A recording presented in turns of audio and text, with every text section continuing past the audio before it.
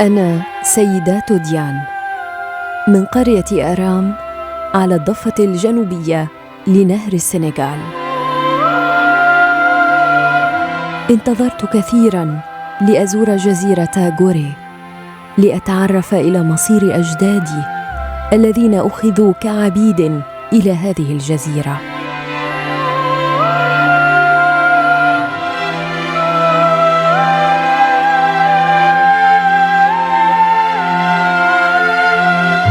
وعن غوري، هذا الجزء من اليابسة وسط البحر الذي آوى معاناة الملايين من الأفارقة، قررت أن أقوم بهذه الرحلة لأعرف ما جرى.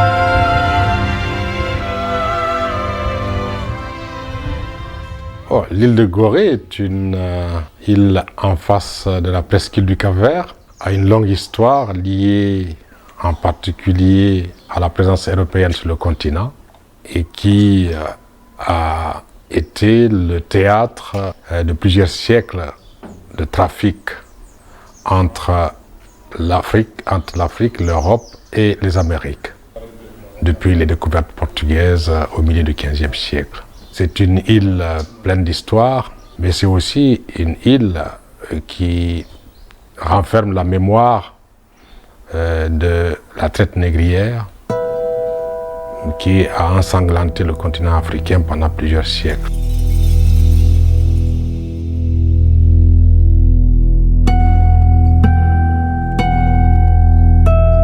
Non, les premiers Européens à arriver sur les côtes africaines sont les Portugais qui ont découvert la côte africaine en premier. Ensuite, il y a eu les Hollandais, les Espagnols, les Français et les Anglais qui ont suivi.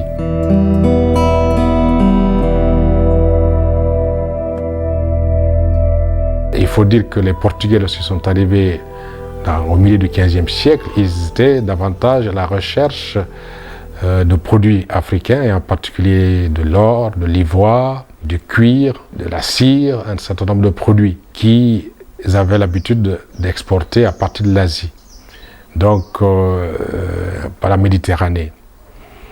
Et c'est plus tard que, disons que le commerce des esclaves est devenu un produit indispensable dans le commerce. C'est progressivement que la traite négrière est devenue la pièce maîtresse de ce commerce.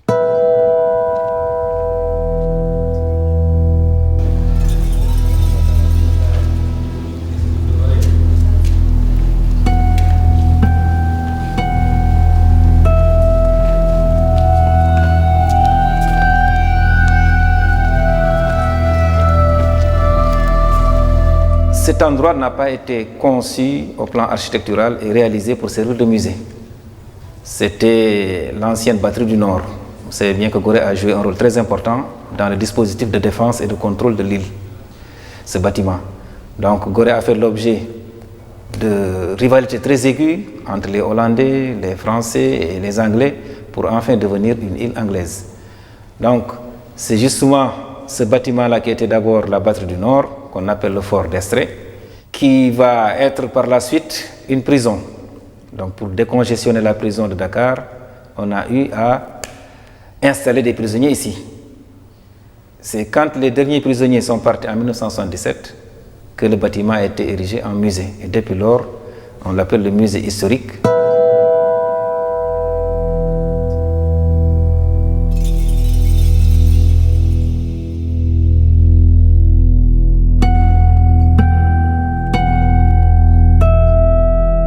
Tout le musée va se trouver divisé en 12 salles qu'on appelle des casemates, et chacune de ces salles-là porte un thème bien précis.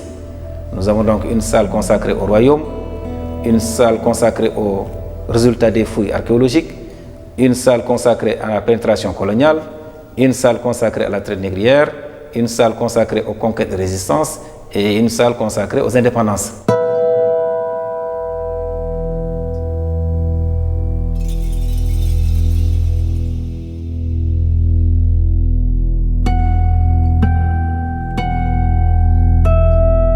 Donc de toutes ces salles-là, il y a une salle qui est consacrée à la traite négrière. Vous savez bien que la traite négrière a été une étape décisive dans les relations entre l'Europe et l'Afrique. Et Gorée quand même a joué un rôle très important.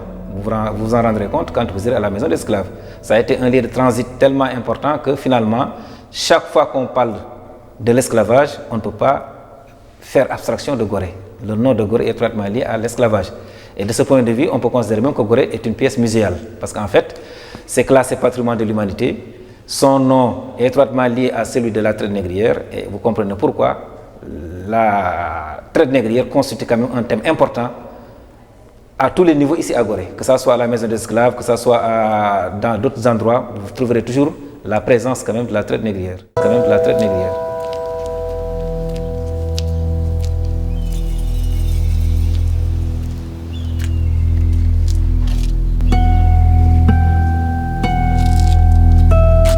الجميع أكد لي أنه لا يمكن أن نأتي إلى جزيرة غوري من دون أن نزور بيت العبيد.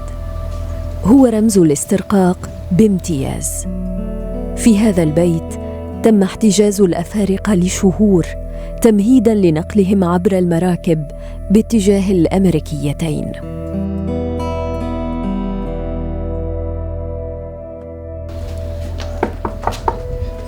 Ah, bonjour. Entrez. Comment allez-vous? Bien. Voilà, allez-y. On va y aller.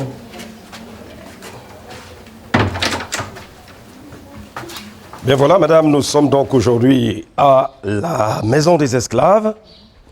C'est donc là la fameuse Maison des Esclaves de Gorée qui a été construite en 1776. C'est donc sans doute pour cette raison que généralement il est admis que cette maison avait bien fait partie des toutes dernières. Il y a que les plus anciennes avaient été construites en 1536, c'était sous l'époque portugaise. Les Portugais avaient été les premiers Européens à venir à Gorée à partir de 1444. Et à l'époque, dans une petite maison comme celle-ci, 150 à 200 esclaves, hommes, femmes, enfants. Tous avaient alors vécu ici séparés, suivant le sexe et l'âge.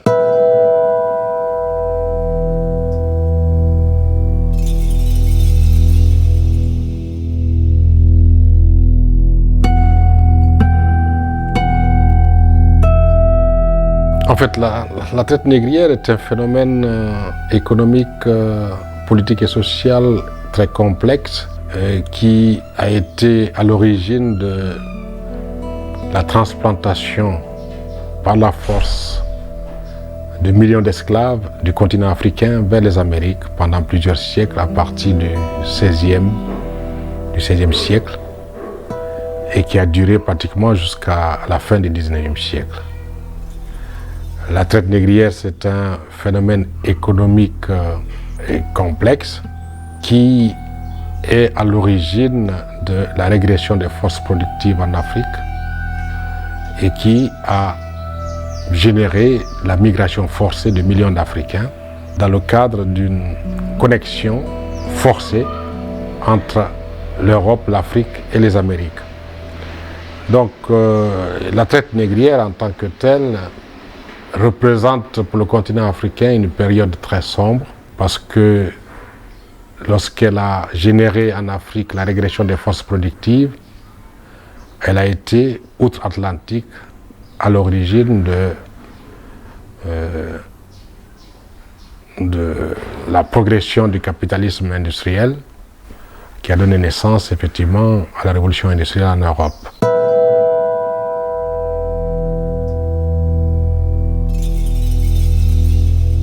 Mais parce que séparés à l'époque, finalement, ces esclaves l'avaient été de la manière suivante. À droite et à gauche, les cellules par conséquent qui se font vis-à-vis avaient été les cellules des hommes. Alors avec votre permission, nous ferons le tour des cellules et nous commencerons par celle d'en face. Il n'y a que dans cette petite cellule qui mesure 2,60 m sur 2,60 m. À l'époque, il y avait en permanence 15 à 20 hommes. Tous les 3 mois et demi. C'était le temps que les esclaves avaient mis à attendre ici l'arrivée évidemment des bateaux, qui alors avaient eu à s'occuper de leur transport à destination des Amériques. Eh bien, 3 mois à 3 mois et demi, assis par terre tout autour du mur, souvent adossés au mur, entrez s'il vous plaît, les chevilles enchaînées, et ils n'avaient été finalement libérés de leur chaîne qu'une fois par jour. C'était pour leur permettre de manger ou d'aller à l'extérieur, satisfaire leurs besoins.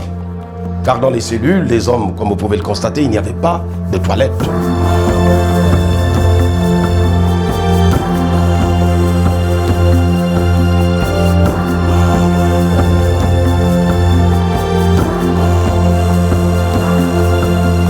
C'est vous dire donc qu'à cette époque, finalement, chaque fois que l'un d'eux avait voulu tout simplement aller aux toilettes, avant ou après l'heure de libération quotidienne, alors il avait été bien forcé de le faire dans la cellule.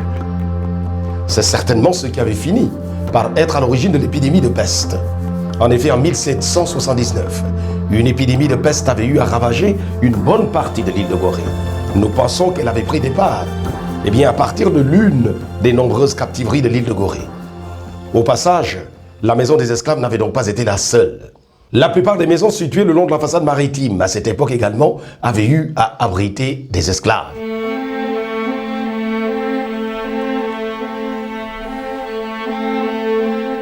سيبقى هذا التاريخ شاهداً على معاناة أجيال من الأفارقة، غرباء اجتاحوا شواطئنا، استنزفوا خيراتنا، واستعبدوا أجدادنا.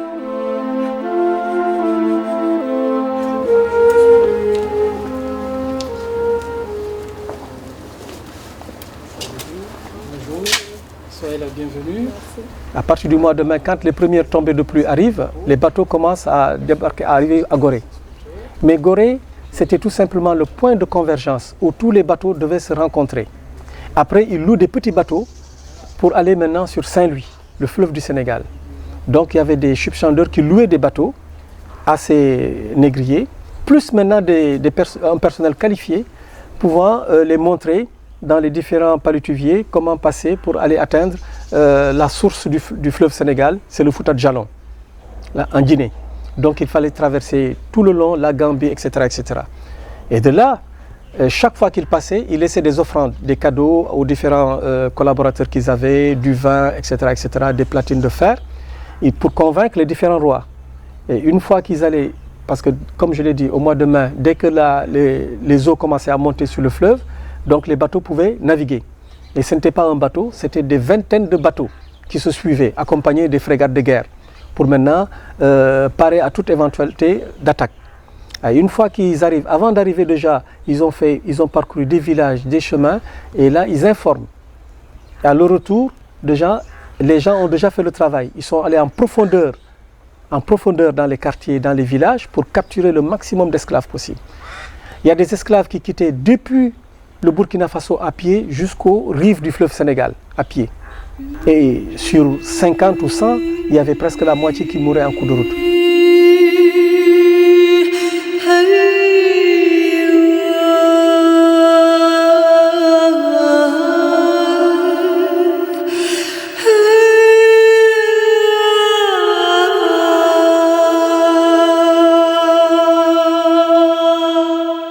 Les enfants dont l'âge à cette époque s'était situé entre 7 jusqu'à environ 17 ans.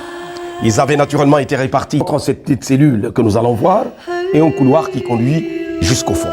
Alors évidemment, les enfants avaient couché à même le sol, torse nu, serrés comme des sardines dans une boîte. C'est sans doute le taux de mortalité le plus élevé de la maison.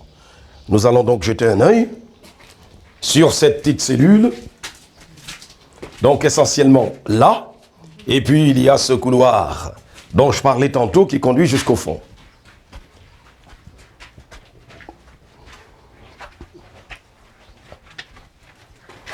Alors évidemment, lorsque l'on voit les fenêtres, voyez qu'elles s'élargissent à l'intérieur, et bien se rétrécissant au fur et à mesure qu'on va vers la sortie. C'était donc sous la forme de meurtrières, afin d'empêcher toute évasion d'esclaves. Alors évidemment, les autres aux ouvertures que vous avez à gauche, sans doute non seulement avaient permis de vérifier, de voir tout le temps ce qui se passait dans les cellules, mais également de permettre la circulation de l'air pour les esclaves.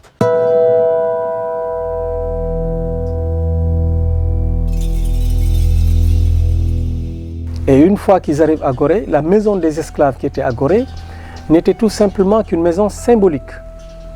Toutes les maisons qui se trouvaient aux abords de l'île étaient des esclaveries. Là où ils gardaient des esclaves un peu partout. Mais symboliquement, ils ont gardé la maison des esclaves. Toutes les maisons qui se trouvaient aux abords, parce que vous ne pouvez pas imaginer, on dit que des millions d'esclaves ont quitté cette porte sans retour pour partir. Hein? Par rapport à la maison des esclaves, par rapport au diamètre de la maison des esclaves, au diamètre des chambres, ce n'était pas possible.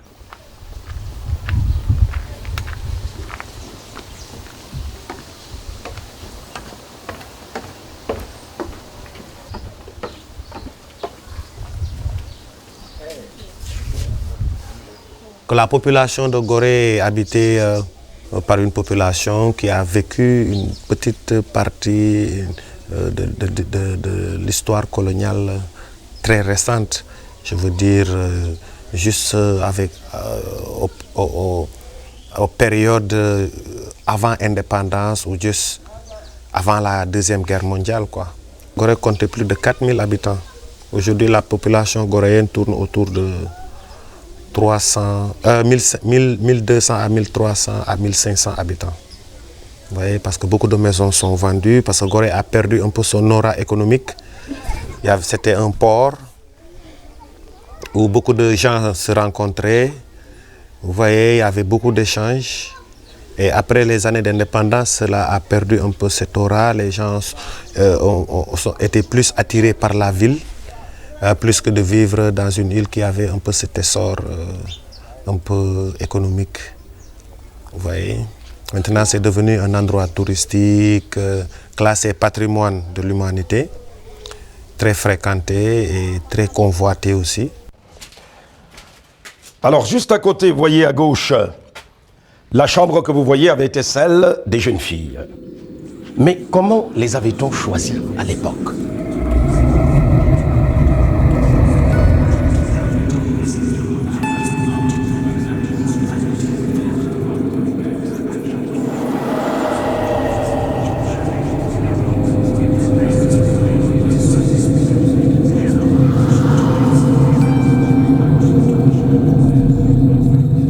Eh bien, on avait tout simplement tenu compte de la qualité de leur sein. C'était la coutume africaine qui l'avait voulu ainsi. Pour la coutume africaine, une jeune fille vierge ne pouvait être que celle dont les seins étaient parfaitement bien fermes. C'est dire donc que chaque fois qu'une jeune fille était arrivée ici avec des seins plus ou moins fermes, alors elle avait été mise du côté des femmes. Parce qu'évidemment, on l'avait considérée comme une jeune fille ayant perdu sa virginité. Mais également, la vente se fera finalement sous la forme d'un troc. C'était donc forcément un échange. Et du point de vue troc, le prix d'un enfant, c'était l'équivalent d'un petit miroir. Alors que pour un homme de plus de 60 kilos parce que tout simplement les hommes à l'époque avaient été pesés. C'est-à-dire donc que le poids des hommes avait dépendu essentiellement de leur poids ou de leur musculature.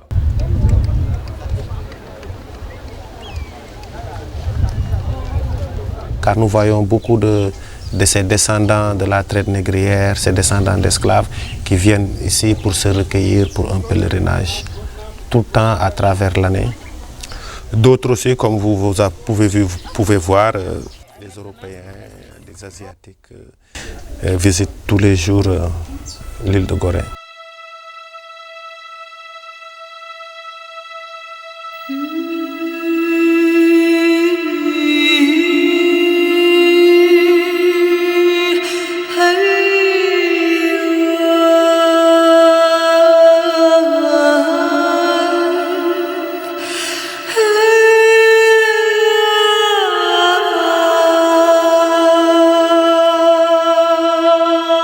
Pour parler un peu de l'atrocité de l'esclavage, ça me gonfle un peu le cœur d'en parler parce que c'est très difficile.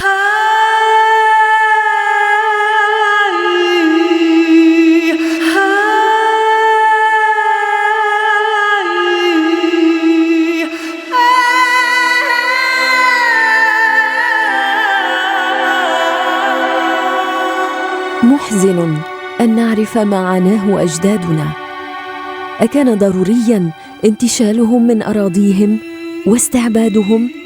أكان ضرورياً اغتصاب حريتهم؟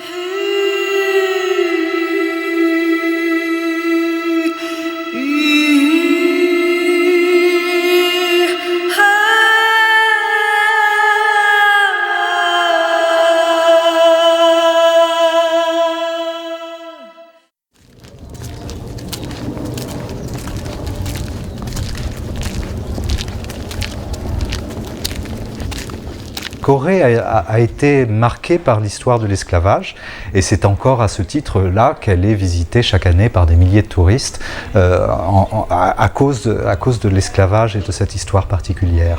Ce qu'on peut remarquer néanmoins, c'est que les maisons qui sont comme la maison des esclaves, qui est devenue le bâtiment le plus visité de l'île de Gorée. La maison des esclaves, ce type de bâtiment-là, il en reste très très peu sur l'île de Gorée. C'est-à-dire des maisons dans lesquelles il y avait des esclaves.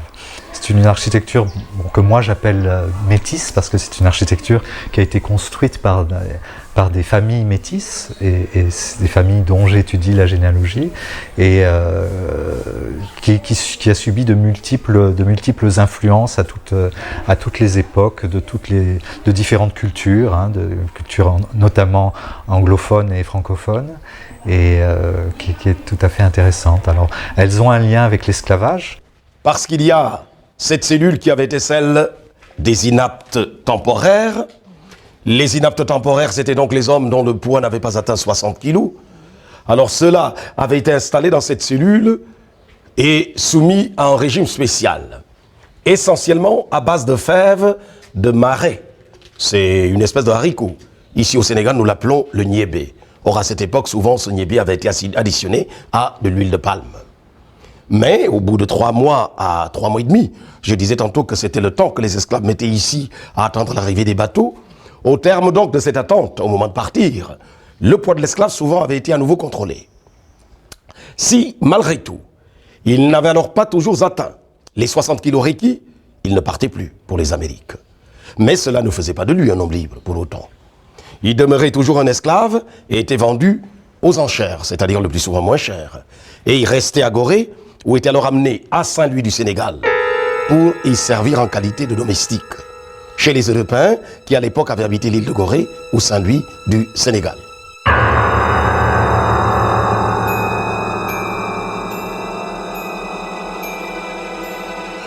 La nuit, ils commençaient à embarquer les esclaves. Mais les esclaves, une fois dans le bateau, et les bateaux commençaient à quitter la nuit. Dès que la nuit commençait à tomber, une nuit profonde, mais les esclaves se rebellaient dans les bateaux. Ils se battaient pendant des jours, des heures. Tantôt ils gagnaient la bataille, tantôt ils perdaient la bataille. S'ils gagnent la bataille, c'est sûr qu'ils vont mourir, parce que dès que les bateaux commencent à quitter les ports de Dakar, automatiquement, il y a des pirates qui les suivaient. Les pirates, donc ils suivaient les bateaux, ils les bombardaient de partout. Donc maintenant, ces esclaves sont à la merci de tout. Et ces bateaux, c'était des bateaux qui étaient quand même riches. Il y avait de l'or, il y avait tout ce qu'ils pouvaient imaginer en Afrique de richesse.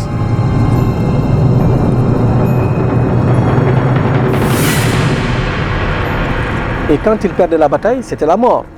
On prenait les meilleurs, les plus bons, et puis les autres qui ont fait la rébellion, on les jetait en mer. Les malades et tout le monde était en mer.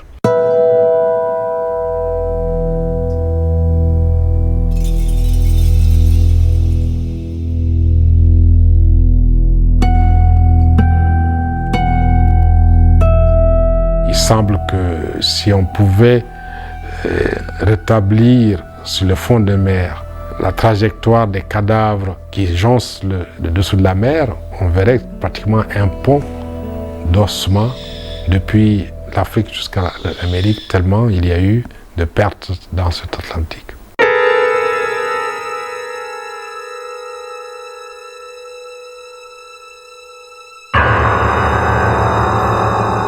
Les récalcitrants, c'était les hommes dont, qui avaient simplement désobéi, ou qui avaient tout simplement refusé d'obéir. Car finalement, à cette époque, eh bien, les esclaves avaient été considérés moins que des bêtes. Eh bien, je voudrais vous inviter à passer de l'autre côté parce qu'il y a une autre cellule qui ressemble à la première, qui fut également celle des récalcitrants. Eh bien, aujourd'hui, vous constatez qu'il y a une petite différence. En effet, il y a une fenêtre de chaque côté. C'est donc forcément quelque chose de nouveau. Eh bien, les fenêtres datent de 1848. 1848, c'est l'année de référence de l'abolition de l'esclavage en France et dans les colonies françaises. La date exacte au passage avait été le 27 avril 1848. C'est précisément donc à cette date-là qu'avait été signé le décret d'application. Alors, droit devant, ce que vous voyez, c'était la grande cellule pour les récalcitrants. Mais elle a une particularité, la cellule, c'est son humidité permanente. Il y a une raison à cela, c'est tout simplement parce que ce côté de la maison des esclaves a été construit sur la mer. Or, à l'époque, je disais tantôt qu'ils étaient torse nus. Mais bien que torse nus, ces pauvres avaient été forcés de coucher à même le sol. Si bien que la conséquence à cette époque avait été généralement la pneumonie. Et à la limite, on peut même considérer qu'ils n'avaient même pas eu le droit de tomber malade. En effet, à cette époque, en l'absence de tout médecin, mais surtout parce que l'on craignait des épidémies, souvent les malades avaient été systématiquement jetés à la mer. Ce qui fait évidemment que toute cette partie de la côte, finalement à cette époque, avait été envahie par les requins.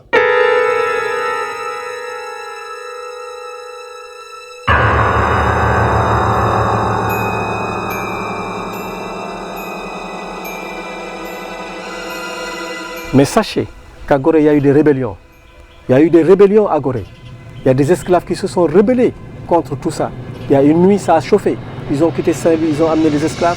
Les esclaves ont refusé de partir. Ils se sont battus toute la nuit. Ils ont mis le feu sur tout Gorée. C'est pourquoi, ce jour-là, il y a eu beaucoup de morts. Beaucoup de morts. Parce que les morts, ce n'étaient pas des gens qu'ils ont tués comme ça. Ils ont plongé à mer. Parce que les esclaves c'était la rébellion. Les esclaves étaient fâchés. Donc ce qui a sauvé ces négriers, c'est parce qu'ils ont fui, ils sont montés vers Kumba Castel, la plateforme en haut. Et là qu'il y a le canot qui tourne. Donc c'est là-bas, c'était la base. C'est là-bas qu'ils ont pu s'échapper. Mais sinon, c'était la mort pour tout le monde. 2 jours après, il n'y avait plus de quoi boire ni à manger. Et ils sont redescendus avec les fusils. Ils ont calmé les esprits. Ils ont attrapé tous les esclaves. Ils les ont ramenés dans les différentes prisons. Et maintenant, ils ont fait une enquête, ils ont sorti les 3 esclaves qui ont mené cette rébellion. Le premier, ils l'ont fait sortir à la place du marché. Ils ont sorti tous les esclaves qui étaient là-dedans pour montrer que si de pareilles situations se présentent, ils feront pire que ça. À partir de là, le premier, il a été canonnier. Ils ont sorti les canons de bateau, ils ont mis le feu, ils l'ont canonnier. Le second, il a été fusillé à la tempe. Le troisième a été découpé en plusieurs morceaux devant tout le monde. C'est depuis lors que cette rébellion a cessé. Et en ce temps, le commandant ou le gouverneur de cette contrée a demandé à ce que désormais toutes les maisons de Gorée aient ce qu'on appelle des balcons. C'est pourquoi si vous allez dans toutes les maisons de Gorée, il y avait des balcons. Parce que s'ils avaient des balcons en cette période-là, ils auraient pu faire face à cette rébellion, à partir de là, tirer.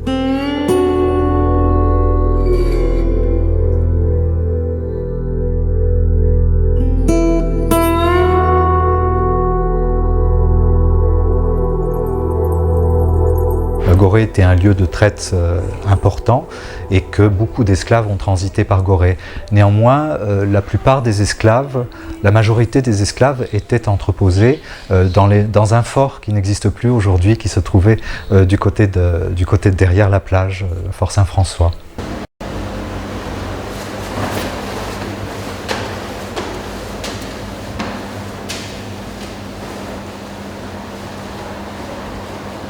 Ce projet a été initié dans les années 80 par des intellectuels du monde noir qui ont pensé qu'il était temps que nous puissions installer quelque part dans le monde un mémorial de la traite négrière pour que l'on se souvienne de ce qui s'est passé avec la traite négrière.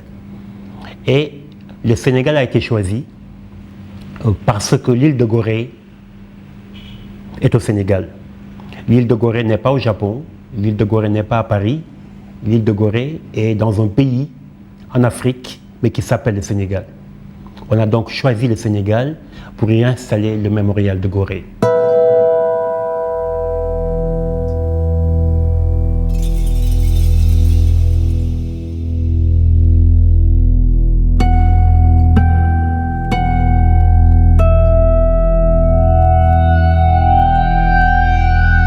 Et Gorée, je crois à juste titre, est devenu un symbole de ça, de cette histoire-là, de cette traite négrière, parce que c'est une île qui est restée en quelque sorte assez préservée.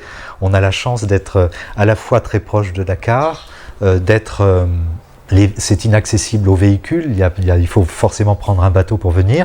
On n'a pas besoin de véhicules pour circuler dans l'île. Donc tout a été relativement bien préservé, avec néanmoins quelques difficultés. Hein. Il y a toujours des menaces qui pèsent sur ce patrimoine global de l'île de Gorée. Mais ça a été bien préservé. Et à ce titre-là, Gorée, au fil du temps, est devenu un symbole. Et je crois que c'est justifié.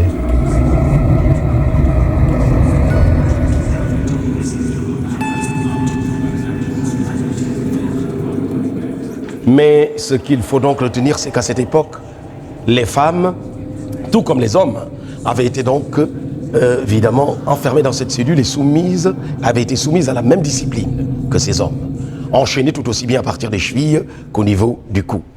Et alors nous allons passer sans doute à ce qui a été retenu par l'histoire. C'est donc la fameuse porte du voyage sans retour. Car ce couloir que vous voyez conduit à la porte que nous appelons la porte du voyage sans retour. La raison, c'est que chaque fois que, disons d'abord les esclaves, lorsqu'ils partaient, on les acheminait par ce couloir vers la porte. Mais chaque fois que l'un d'eux avait franchi cette porte vers la mer, pour cet esclave, c'était adieu l'Afrique.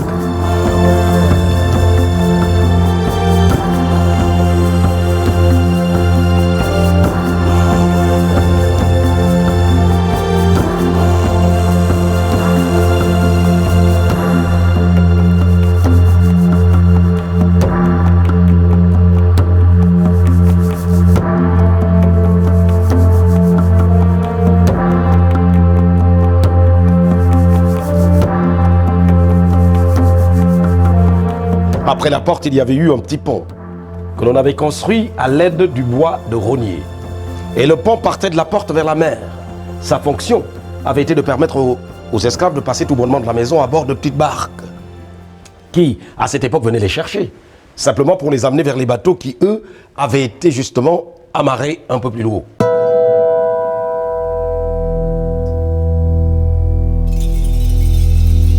Il s'agit d'un projet, il s'agit d'un mémorial dont la symbolique est celle-ci. La maquette représente un village africain qui a été coupé en deux. Une partie est dans la mer et cette partie symbolise les esclaves qui sont partis, ceux qui ont été déportés. Une autre partie du village est sur la terre et elle symbolise ceux qui sont restés en Afrique. Et au milieu de la fracture, il y a une pirogue, mais qui se lève et qui regarde vers l'Amérique. Voilà le symbole du projet du mémorial de Gorée.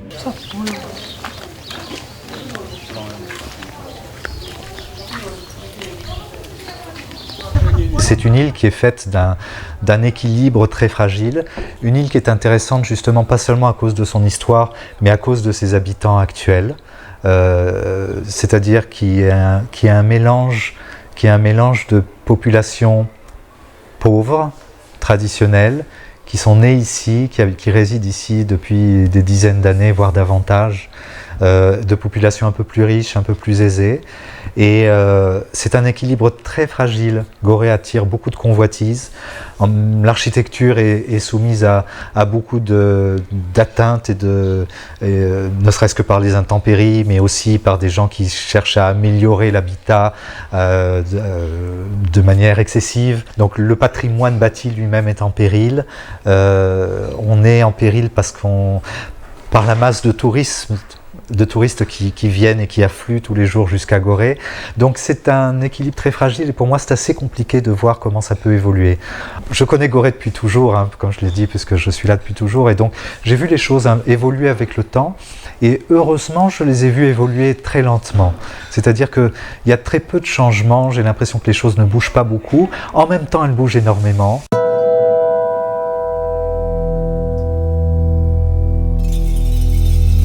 Le projet du mémorial de Gorée n'aurait pas existé s'il n'y avait pas d'île de Gorée. Donc c'est l'île de Gorée qui fait le projet du mémorial de Gorée.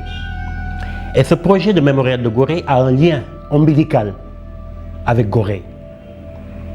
Parce que les retombées financières du projet du mémorial de Gorée, les milliards de francs que le mémorial va générer, vont servir au développement de l'île de Gorée.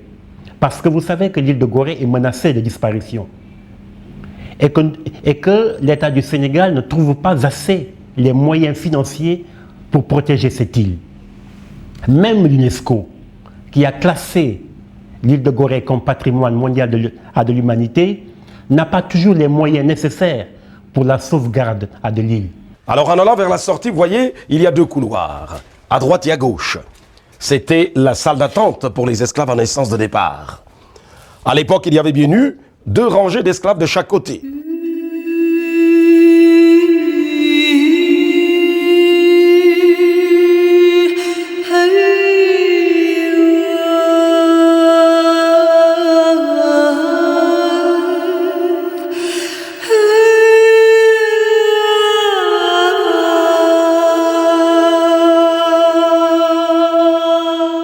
Des esclaves à droite et des esclaves à gauche, assis tout naturellement en quinconce. Ceux qui étaient à droite avaient les pieds tendus vers la gauche et vice-versa. Et dans le dernier couloir que nous allons voir, étaient les gardiens. Souvent, ces gardiens avaient été choisis parmi les esclaves. Donc, comme quoi les esclaves, finalement, à l'époque, n'avaient eu aucun moyen de s'évader.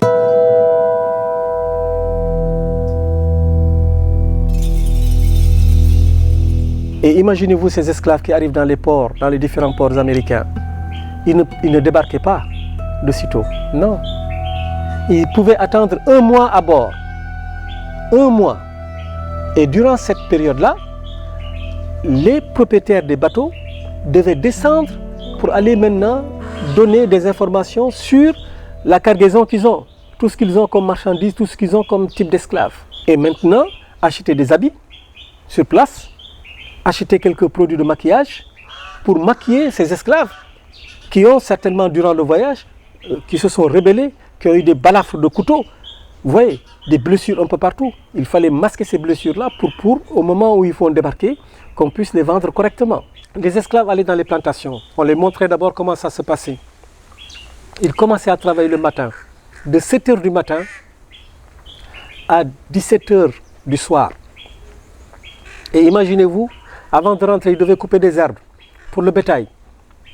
Ils devaient rentrer, faire la cuisine pour manger. Le travail était très rude. De telle sorte que les esclaves avaient à peu près une durée de vie de 10 ou 13 ans. Ils mouraient parce qu'ils ne tenaient plus. Ils vieillissaient, quoi. Vous savez que le seul problème que c'était l'eau et l'électricité. Mais là, c'est fini parce que l'eau et l'électricité ne viennent pas là. Nous pensons qu'il était temps qu'il y ait également un mémorial de la traite négrière. Il ne s'agit pas d'accuser qui que ce soit, mais c'est un mémorial pour que l'on n'oublie pas ce qui s'est passé. Mais c'est également un mémorial qui s'ouvre sur la fraternité et la solidarité entre les hommes pour que ce qui s'est passé ne se passe plus jamais. C'est un futur en tout cas que j'espère ne pas être complètement lié au tourisme justement. J'espère qu'on ne verra pas trop d'hôtels 3 étoiles et de choses comme ça du même ordre débarquer à Gorée.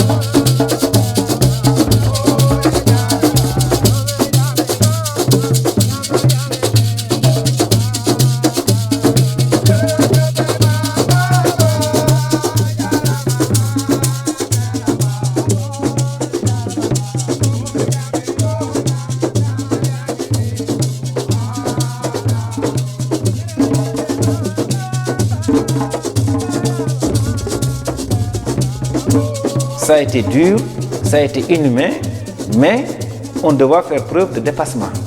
Et je crois que cela, les Africains doivent le comprendre. Il ne faudrait pas que les Africains d'aujourd'hui pensent qu'ils doivent prendre leur revanche par rapport à ce qui s'est passé. Certainement, il y a une grande part de responsabilité, mais ces responsabilités ont été assumées par des gens qui ont déjà fait leur vie. Et puisque nous sommes appelés à bâtir un monde ensemble, et on a besoin des bras de tout le monde, de chacun d'entre nous, qu'on soit américain, européen, africain, personnellement, je suis d'avis que, tout en montrant aux enfants les choses telles qu'elles se sont passées, on doit quand même, en bon pédagogue, faire en sorte qu'il n'y ait pas de rancœur, faire en sorte qu'ils comprennent que c'était une parenthèse de l'histoire, qu'il faut savoir dépasser ça. Hein. Il ne faut pas oublier, mais il faut savoir pardonner aussi. On ne peut pas comprendre des gens qui viennent, que vous allez retrouver quelque part, qui vous tendent la main, que vous traitez de manière aussi sauvage. On ne peut même pas décrire. Ça a été terrible, c'est l'une des plus grandes tragédies de l'histoire de l'humanité qu'ils acceptent difficilement. Parce que c'est les conséquences de la situation actuelle du continent africain. C'est les résidus que vous privez un peuple de tout droit, de toute liberté pendant des siècles. Ils ont tout pris. Et il faut considérer aussi combien ont été tués, combien ont agonisé, combien ont refusé aussi le phénomène, combien de résistants. Vous ne pouvez pas nous demander pardon sans pour autant accepter le mal que vous nous faites.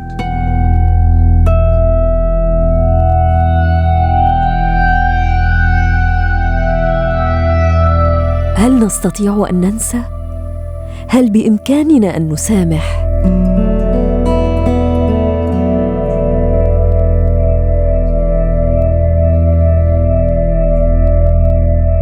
Nous devons prendre en compte cette histoire avec beaucoup de vues pour en tirer les leçons et faire en sorte que les sociétés contemporaines comprennent que la principale richesse, c'est l'homme et que la traite négrière est un crime contre l'humanité et que tous ceux qui ont participé à ce phénomène devraient se repentir, mais ceux qui ont survécu devraient en tirer les leçons pour que jamais plus ça.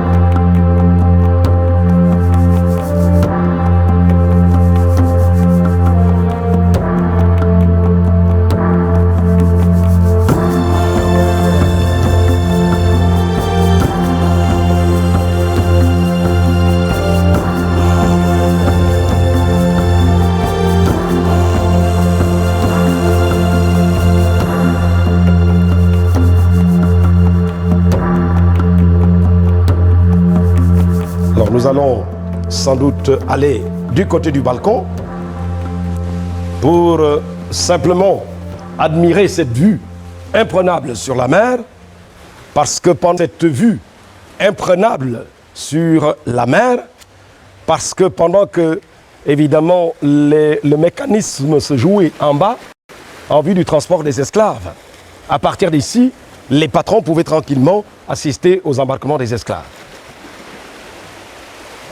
Étant entendu que le pont, comme j'ai eu à le dire tantôt, était bien là. Ici, évidemment, les fouilles du professeur Tilmas avaient permis donc de mettre à jour les restes de ce fameux pont, qui a toujours été du reste contesté, mais il avait bien existé. Évidemment, les esclaves étaient alors embarqués à bord de petites barques qui venaient justement à cause des rochers jusqu'au pont. Et alors, ils pouvaient les amener, ces esclaves, vers les bateaux qui restaient généralement au loin. Tout comme ces bateaux du reste que nous voyons aujourd'hui.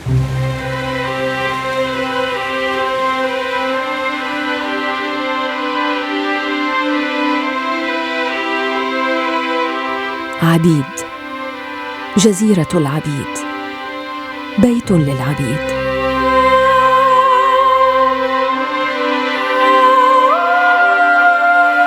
زنازل للعبيد، حراس العبيد، مراكب للعبيد، أسياد العبيد، حقول العبيد، نصب تذكاري للعبيد.